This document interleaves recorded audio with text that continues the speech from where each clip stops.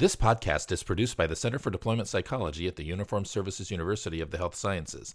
The views expressed are those of the speakers and do not necessarily reflect the opinions of the Uniformed Services University, the Department of Defense, or the U.S. government. In addition, references to any specific companies, products, processes, or services does not necessarily constitute or imply endorsement by the Uniformed Services University, the Department of Defense, or the U.S. government.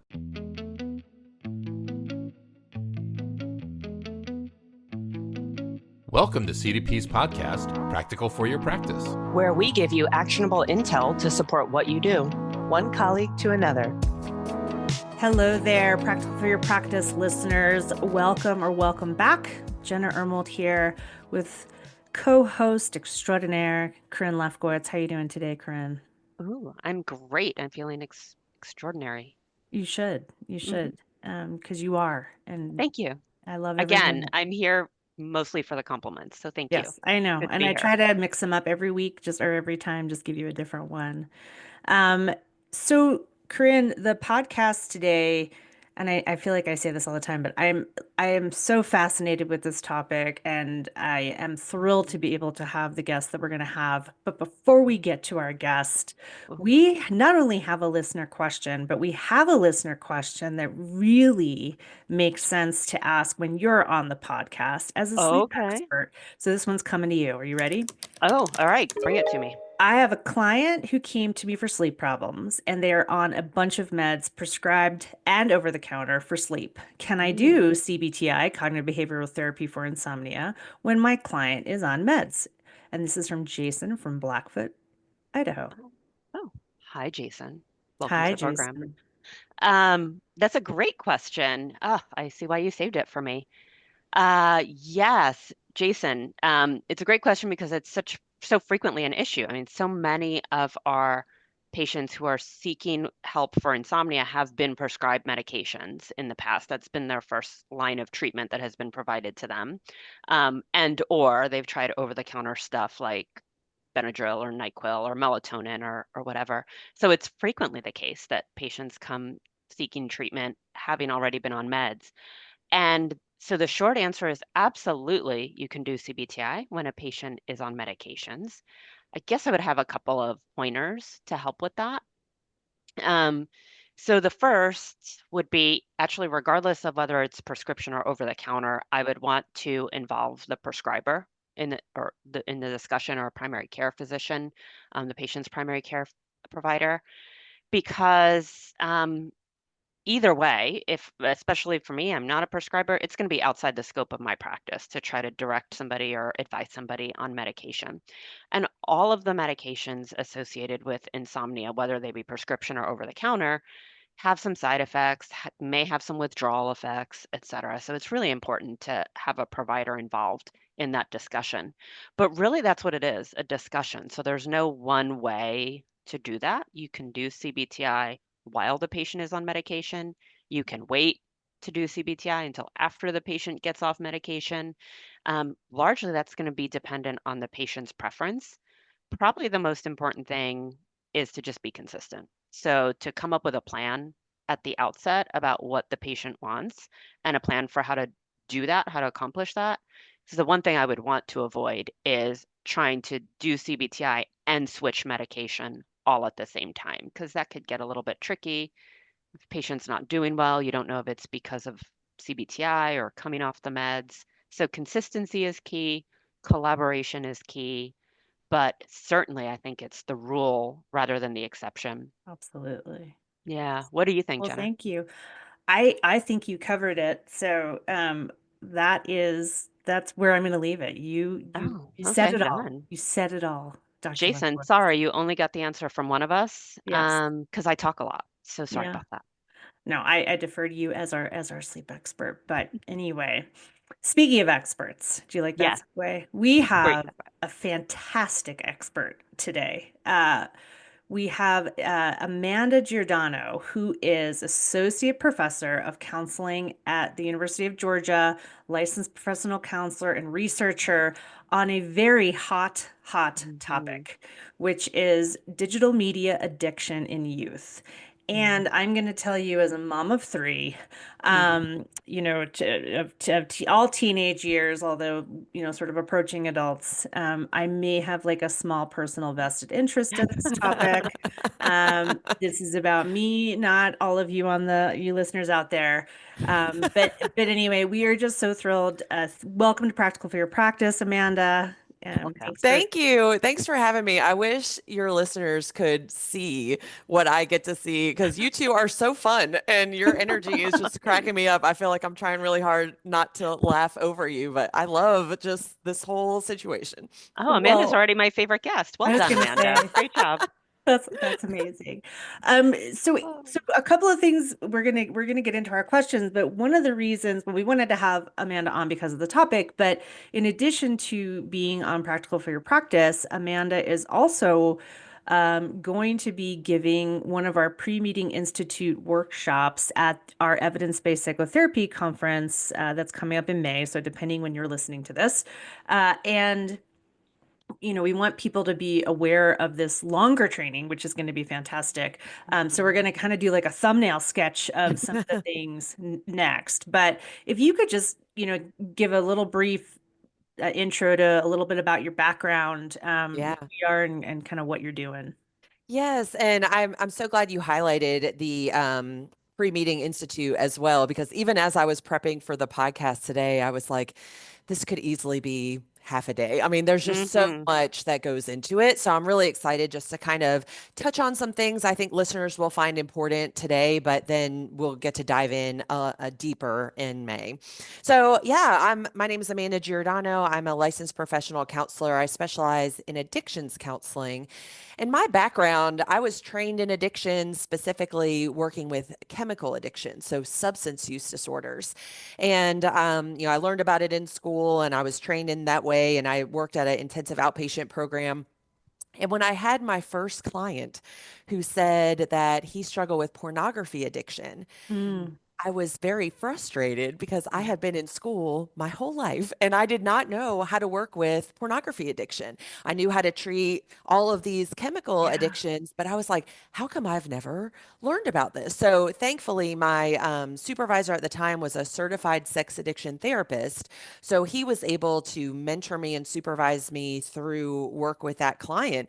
But after that, I became kind of emboldened to say, we need more education about this. Like, Yeah. addiction can manifest in a variety of ways. Yes, some of it is through substance use, but other forms of addiction are gambling disorder, gaming disorder, pornography, social media addiction, food addiction. So I feel like we are lacking in training people to work with the behavioral addiction side. So I got really passionate about that and was able to write a book about treating it. And while I was writing the book, I interviewed counselors who specialized in 11 different Wow. addictive behaviors and learned so much. I was like, why isn't this information out there Yeah. to the extent that I thought it should be? Because it was so relevant. And as I think when we just think about digital media, we know that overuse is an issue that impacts youth, but impacts a lot of us adults too. And so I just am so thrilled that you were interested in this topic and wanting to know more. Absolutely. Yeah, and as we get going here, maybe we could start with a definition. I know you've referenced a few different types, but Yes. um, when we are really looking at this, like, what do we mean when we say digital media addiction? Just to kind Mhm. of ground us all, since most of us don't have good training in this, we don't have good background in this. So, Yeah. what's important to kind of understand when we Yes. use that phrase? Great question. So, addiction is a biopsychosocial disorder, meaning that it has biological factors, psychological factors, and social factors that can contribute to the development and progression of addiction. Addiction can involve drugs of abuse, so these addictive substances that have psychoactive properties. But addiction can also involve rewarding behaviors. So these are going to be behaviors that stimulate the reward circuitry in the brain, which is an area of the limbic system kind of between our ears and really responsible for our experience of reward and pleasure and euphoria, but also escape from negative mood states. So that region that follows the neurochemical dopamine, many people have heard of the neurotransmitter dopamine, but we used to call it just the pleasure neurotransmitter. It's more than that. It really has to do with the anticipation of reward and assigning motivational value. There are behaviors that stimulate the release of dopamine in this area of the brain. And for some individuals, particularly those with risk factors like genetic predisposition to addiction, early trauma, co occurring mental health concerns, those behaviors can become compulsive, out of control, continue despite negative consequences. So potentially addictive behaviors kind of, there's a lot. They span, there's, 11 or 12 that I think have a lot of good empirical support. There's about 14, 15 that are gaining more empirical support. But when it comes to the digital media, we're really looking at this umbrella term of any addiction that involves technology and screens. So if you know anything about chemical addiction, we say substance use disorder as the umbrella term, but we identify the specific type. So we might say alcohol use disorder or cannabis use disorder or opioid use disorder, but it's all under the umbrella of substance use disorder. Right. In the same way, digital media addiction is the umbrella term that can encompass things like social media addiction, pornography or cybersex addiction, gambling addiction, and sports betting, and then also shopping addiction. So we say digital media addiction as the umbrella term that can encompass a variety of behaviors that take place online. But a big question that I get, especially from parents, is how do we differentiate between high involvement in a behavior or a digital media addiction? Like, we don't want to overuse the term addiction and just say everybody's addicted. So I think it's important to note that digital media addiction, along with the behavioral addictions, are going to have 4 hallmarks. And they all begin with C. So my students like it because it's easy to learn. It's the 4 C's model of addiction. But the behavior becomes compulsive. So this means individuals are engaging in the behavior because of a strong urge. It's not intentional and planned out. It's maybe they're engaging in inappropriate times or risky times or inopportune times because it's become compulsive. We also see a loss of control. So that's the second C. Loss of control looks like people engaging in that behavior more than intended, for longer durations of time than intended. They may say things like, I'm only going to game for an hour and then I'm going to stop, or I'm only going to use social media for 10 minutes and then I'll stop, but they end up breaking their own limits. An hour later, they're Exactly. scrolling. Yeah. Yep.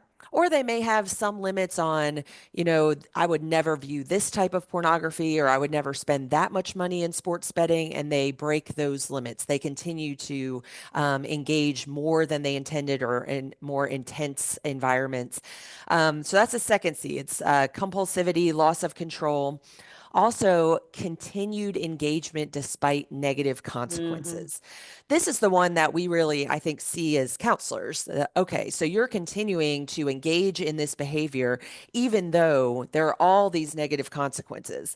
A lot of times when we experience negative consequences, we change our behavior. And with those with addiction, because it's out of control, because it's become compulsive, they're experiencing these negative consequences, but not able to change their behavior. So it continues despite negative consequences.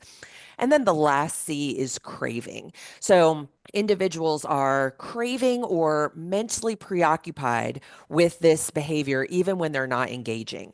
So it's really hard for them to be in the present moment because they are fantasizing about the last time that they used pornography. They're thinking about the next time they're going to use pornography. Even when they're not using, they're mentally preoccupied with it. They're craving it, even counting down the minutes until they get to engage again. So that's the 4 C's model, I think really helps us differentiate between high involvement in a behavior and an actual behavioral addiction. And something that we can kind of keep in mind as counselors, because what I always say is if we hear the 4 C's when our clients are talking to us, that should alert us to the fact that there could be a behavioral addiction here. That's a great distinction, because it also helps to understand the difference between using the material versus kind of abusing it, right? And Yeah. that can be a really delicate line. Yes. It made me think about something that comes to mind to me frequently is just being grateful that there was no social media when I was a kid and that there was very little internet when I Yeah. was a kid, because I can just sort of instinctually tell that it would be a problem for me and that, Sure. it could be really addictive, Yeah. obviously. But I Yeah. don't know that I could really explain why that is. I just know it would be. So I'm Yeah. hoping that you can I was explain like, I why might that be able to is. explain. Yeah, please do.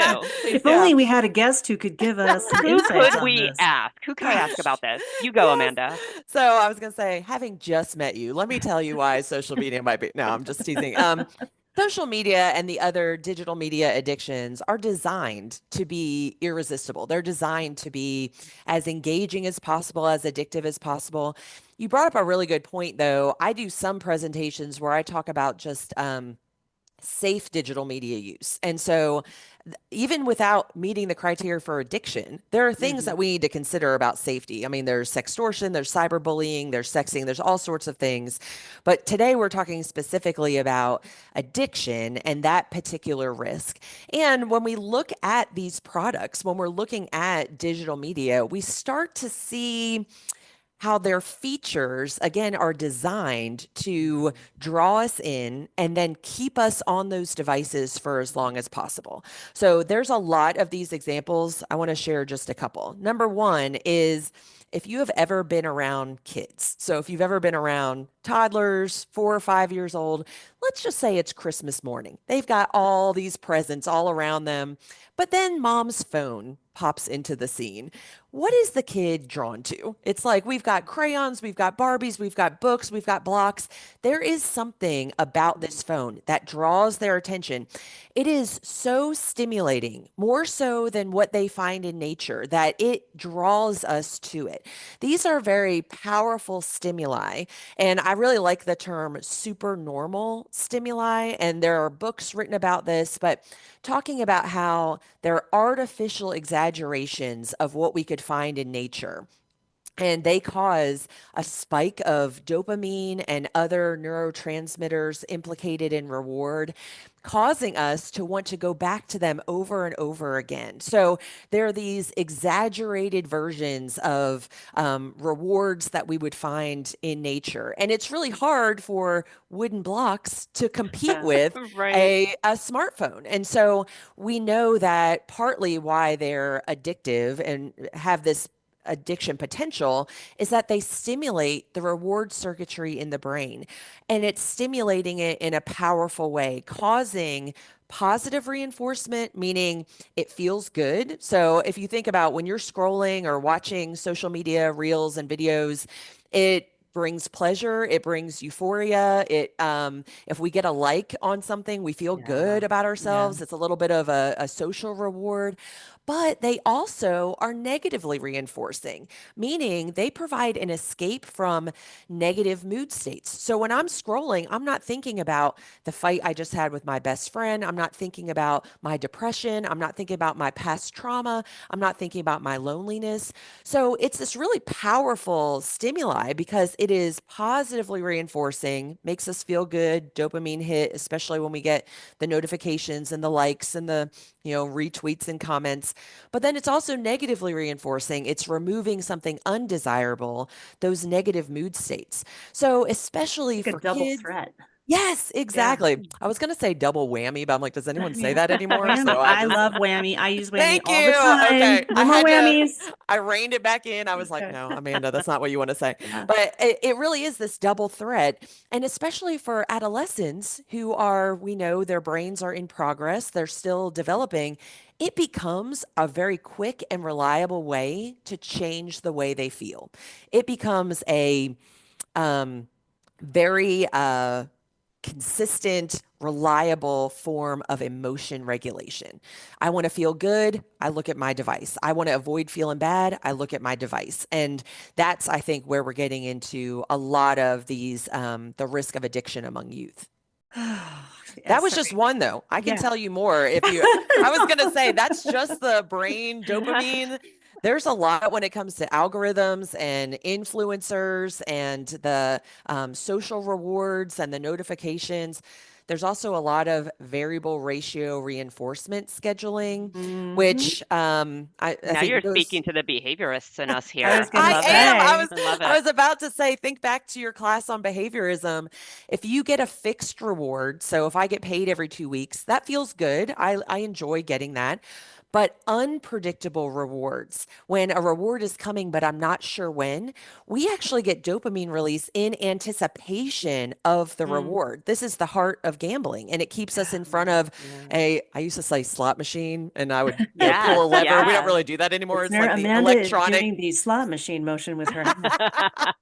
Right. It's the electronic gambling machine. So now we're just pushing the button over and over saying, is this the time? Is this the time? Am I going to win? Am I going to win? We're having dopamine release just from being in action, just from anticipating that reward. The same thing is built into social media. If I post something and I think I look pretty good in that picture, and I'm like, wait a couple of minutes. Anyone like it yet? Okay, one. Yeah. That's all right. Mhm. Anyone check it again? Ooh, Yeah. 5. Okay. Anyone? So we become compulsive about checking this, waiting for those hits of dopamine that's really coming from this variable ratio reinforcement scheduling, which is extremely powerful and the most difficult to extinguish. So again, these devices are very powerful. They are designed with the intent to keep us engaged for as long as possible. And that's sort of the scary part, right? It's like this isn't just something we know, they know, Mm-hmm. right? This Mm-hmm. is intentionally being sort of leveraged. Yeah. That's really embarrassing. I need to have a little confession right now, which is that yesterday I posted something that I thought was hilarious to Yeah. social media because, like, obviously it was hilarious. And Yeah. I was in my She head often like, thinks this. I it was in my head like, I can't wait to see people's reactions, but I should probably wait like at least 5 minutes before I check to see, Yeah. because it would be weird if I was obsessively looking. And then, of course, what did I do? I obsessively, compulsively looked, Yes. right? So But you I are love speaking that my language. vulnerability because I think we all connect Oh, to that. absolutely. And now, if you think about putting that in the hands of a 12, 13, 14, or Yeah. 15-year-old that doesn't have the fully mature prefrontal cortex that can kind Mhm. of engage in this inhibitory control and the self-regulation and able to say, well, I'm driving. I probably shouldn't check right now. If that's not as loud as the limbic region that's saying, let's check, that felt good. I want another hit of dopamine. I want another reward. That it's not a Yeah. fair fight. It's when we put these devices in the hands of adolescents. In the back of my brain, all I'm thinking is they're all going to listen to this. All of my children are going to listen to this. It's not just me. Listen, they can email me. We can Okay. continue to dialogue. Amanda, can I have your home phone number? Um, so that is so helpful. And listeners, if you are as excited as I am, like I am really looking forward to the longer kind of more thorough Yeah. presentation. And we don't have time to go into obviously all the details right now, but okay, so Yeah. we've set the stage, we understand the problem, we understand why it's really specifically you know, hurting, targeting, I'm not coming up with the right word, adolescents are at much higher risk for, Yeah. kind of getting sucked into this. When we think about us as providers and treatments, Yeah. what are sort of the most common components of effective digital media addiction prevention and Yeah. also maybe intervention? Good questions we should be asking. What does that entail? Yeah, I love it. So I have been working on the intervention side of things for a while. I worked in intensive outpatient for folks who had addiction. As my career has developed, I've really gotten more and more interested in prevention of saying, yes, there are things we can do to intervene when an adolescent has gaming disorder or when the adolescent has some form of digital media addiction. And I think there's a lot we can do on the front end to try to reduce the number of adolescents who are going to really struggle with this form of addiction. So I do a lot of talking to schools of saying, we have a captured audience here in schools. How can we engage in some digital media addiction prevention in schools? Just a couple of things listeners might find helpful is digital media addiction prevention is going to entail a couple of things. One is just some basic psychoeducation. Especially teens, they don't love being manipulated. They don't like You to, don't say. right? And so when they start to learn about the brain in developmentally appropriate ways about how these devices and these activities like gaming, pornography, social media, sports betting, how that's impacting their brain, how it's being designed and marketed in a way that would draw them in and try to capture their attention for as long as possible. That actually is pretty empowering for youth to say, well, I don't know if I want to just do what they're, wanting me to do. So that is a part of prevention, is just providing education about the risk of addiction. I think even knowing that that's a thing, that there are lots of people who can engage with digital media and won't show the signs of addiction, but there's a subset, especially those with risk factors, that are going to show those 4 Cs. And so I think letting adolescents know and starting young about, I did a study, and the average age of first pornography exposure among American adolescents was 11 and a half. So we need to be starting young with exposing them to what are the potential benefits of digital media, what are the potential harms, including addiction as one of them, but also what are the signs of addiction. So they know, I know what this is. I've heard that if I'm losing control, if I'm experiencing negative consequences and I can't stop, and then what to do. So we could do all of that on the front end of just creating a schema for kids and adolescents about what digital media addiction is, and then what to do if they feel like they're losing control over their digital media use. We also know that there are some protective factors and there are risk factors associated with addiction and behavioral addictions.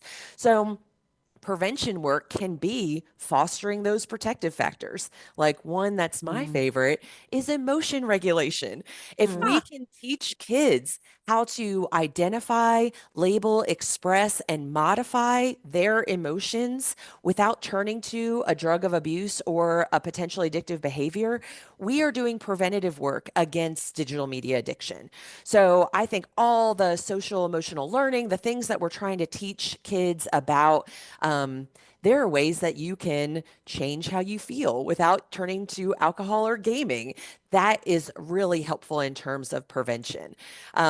Teaching kids some distress tolerance skills, knowing that you can be distressed and handle it, and we can help you learn how to do that, how to cope with that.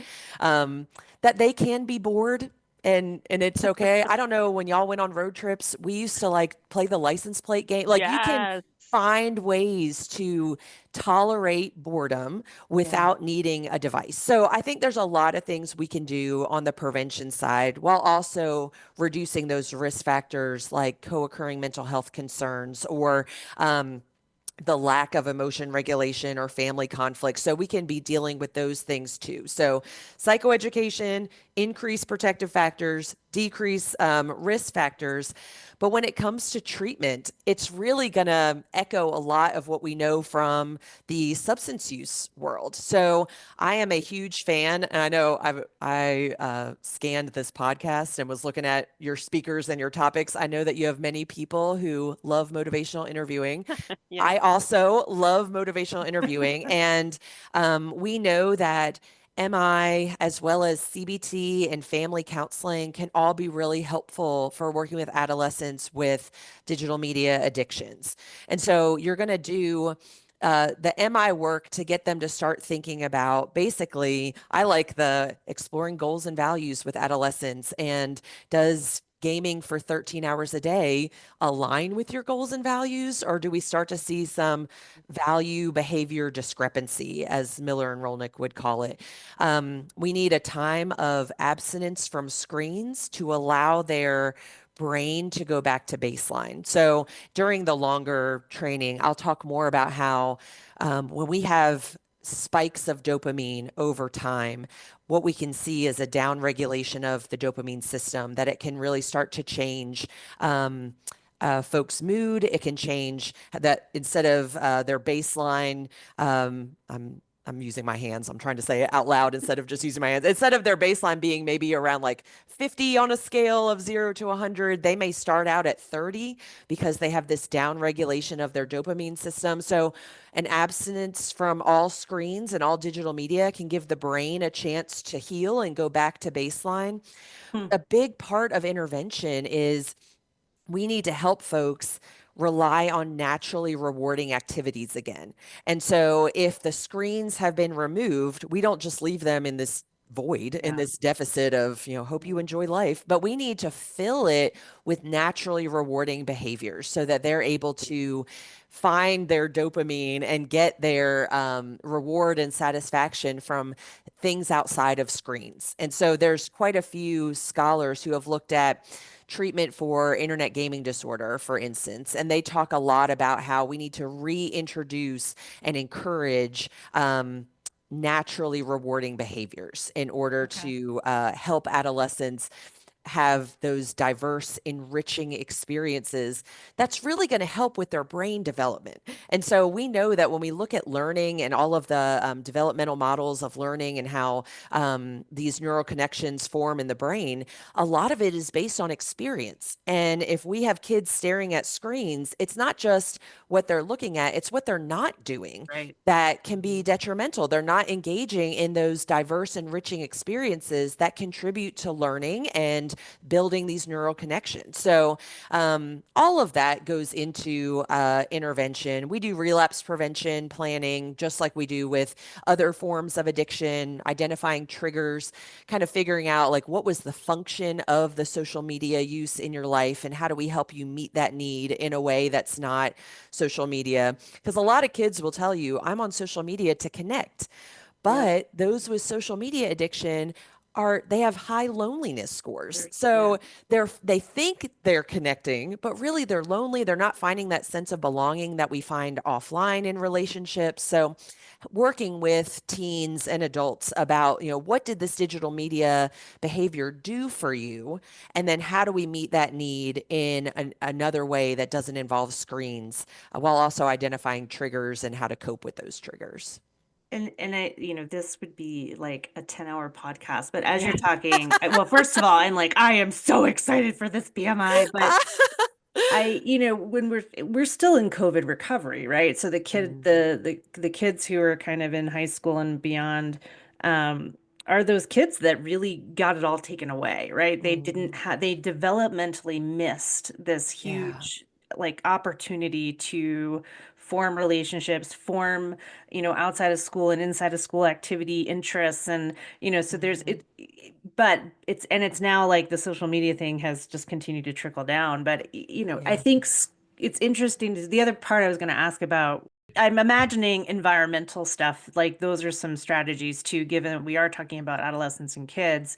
As I mentioned, I have older twins who are older, and then a son who's 15. And when the girls were in school, they were hit in the high school COVID era.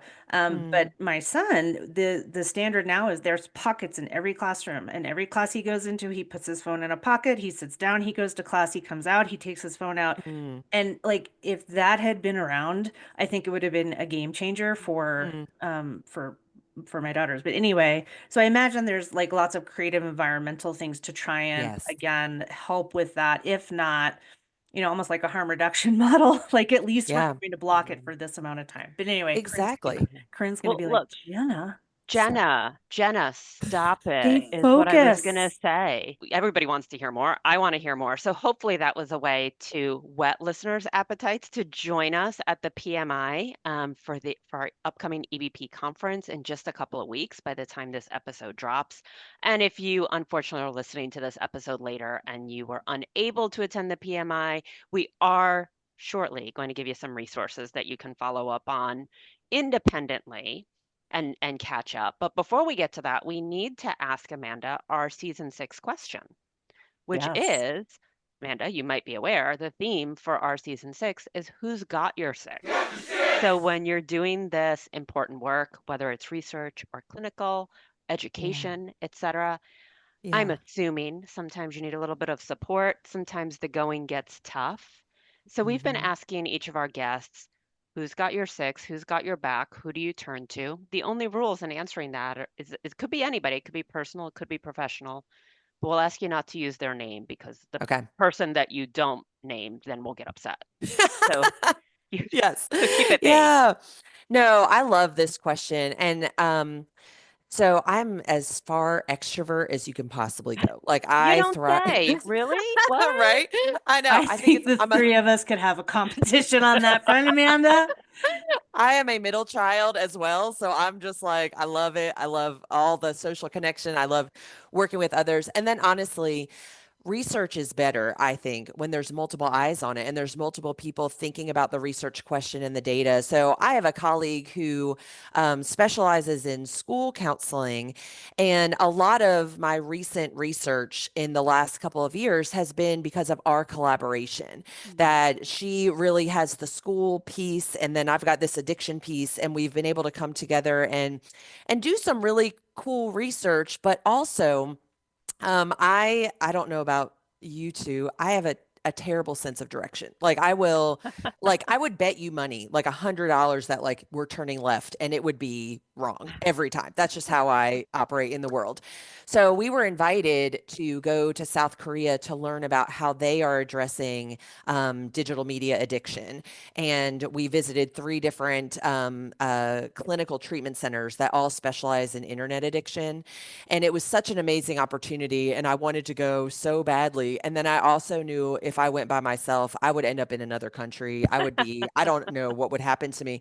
So my colleague, who is just a very dear friend, made it work so that she could come with me. And we got so much out of that trip. I learned so much about how other countries perceive digital media addiction just from the 2 weeks we spent over there. And I mean, I could not have done that without her. And I feel like that just shows like being on your six is like, this is your dream, Amanda, and I want to support you in that. And I'm going to journey with you. And it was pretty amazing. So I think my recent research is really much contingent upon her support and collaboration. That's so such nice a to cool hear. story. I know. Granted, there were probably bigger sacrifices that she could have made besides going on a trip with you, but I We had some fun appreciate the too. We spirit. enjoyed South Korea, so I hope that Yeah, she, yeah. enjoyed that too. At Corinne CDP, if they send you to Poland, just know I'm there. Okay, Okay. I I've need got your you. back. I've I got your need you as six. my emotional support, Jenna. Hmm. Yeah. You could come to Oh, Amanda. Thanks. I appreciate it. I'm game. yeah, she's Well, clearly we've had a terrible time. And yes. clearly This we has are just been all awful. introverts, have nothing to say to each other on this podcast. Terrible. But we should perhaps start wrapping up Yes. because maybe our listeners are not having as much fun as we are, though I doubt that could be the case. We always like to wrap up, as our listeners know, with some actionable intel. So some information that they can take away to help them if they want to get into this field, if they want to help youth, if they want to address the issue. Incoming actionable intel. I'll set you up by saying one of the things that I heard that I really loved when you were talking about interventions, Amanda, is that there are some parts of the interventions that you talked about that seem like they really should be done by somebody who specializes, who has a background in addiction medicine. But there are also many things that you said that someone like me who doesn't have that background could Yeah. do. So Yes. would you give us some resources, give us some items that we might follow up on if we're interested in Yes, this? 100%. So I do think all mental health professionals and professionals and providers can ask about these potentially addictive behaviors. I think there's a lot of shame and stigma surrounding addiction as a whole. I remember working with a client, a female who struggled with pornography addiction, and she just said there's layer upon layer of shame that it's that she's a female struggling with pornography addiction when she felt like it was a little bit more accepted among males, and then that it wasn't alcohol addiction, it was in the sex addiction realm. She felt like that was another layer of stigma. So it takes a lot for people to disclose behavioral addictions because I think there is so much shame and stigma. So if it's on our intake form, if we're asking about it just like we would ask about any other presenting concern, I think that sends a message that I can hold the space for you. If you tell me, yeah, I think I have a sports betting issue, or I think I have a pornography issue, I'm really struggling with gaming, that the clinician can hold the space, that it's not going to fluster them or frazzle them. So I do think there needs to be more broaching of this topic in general with our clients. We know addiction doesn't discriminate. It can infiltrate all members of all groups and all identities. So it doesn't look a certain way. So I think all counselors need to be prepared to recognize and respond to behavioral addictions. I think another thing is just building upon your counseling skills. So when you're working with an addictive behavior, you're still operating from genuineness and unconditional positive regard. You're still showing empathy. You're still working from a theory and using multicultural competence. But there needs to be some training in the area of these specific addictive behaviors. And there's tons of resources out there for that. There are specific books for almost every behavioral addiction, and ways, there are workbooks that counselors don't have to create something themselves. Like, people have done this, and there's resources that are available. The other thing I would mention for those who are working with families is what's been recommended and what we know can be helpful is, rather than giving a smartphone to an adolescent and say, I hope you make good choices, instead there's a plan in place, and it's called different things, but the family digital media plan. And you go through as a family and fill out this plan or contract, whatever you want to call it, just about what types of digital media use are acceptable in this household, and what times of day can digital media be used, and when should it not be used, like right before bed or at the dinner table. Who has access to each device, and who can download new apps, or do we need to seek permission? Where are the devices stored at night? Do they charge in caregiver's room? Are they with the teens? What information is okay to share online, and what is not okay to share online? How long can you use digital media before taking a break? And is user interaction allowed? All of these things can be thought out, decided upon, discussed as a family unit. Everyone signs the contract. So that's why I tell parents too, that if you're saying no devices at the dinner table, that's everyone. But why would we not provide guidance and kind of rules and norms for teens like we do in every other area? We have curfews, we have rules around driving. Again, their brain is in progress. We know that maturation of the brain starts at the base of the brain and moves to the front. So the last part to fully develop is that prefrontal cortex in the mid-20s. So we have adolescents that the part of their brain that's like, that felt good, let's do it again, is really loud. And the part that's like, wait, let's think this through. What happened the last time you did that is softer. Like, they need guidance and help from adults I heard a psychologist say, give them a little prefrontal cortex lift, just a little bit of help until they develop. And so I think things like a family digital media plan is a really concrete, easy way to go, of saying, let's start with some ground rules about how we're going to use devices in this household, what's encouraged and what's discouraged.